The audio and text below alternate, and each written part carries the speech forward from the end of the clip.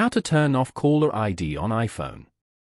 To get started, first of all go ahead and open up the Settings application on your phone. Once you're here, scroll down to the end and tap on Apps. You can view all your phone apps over here.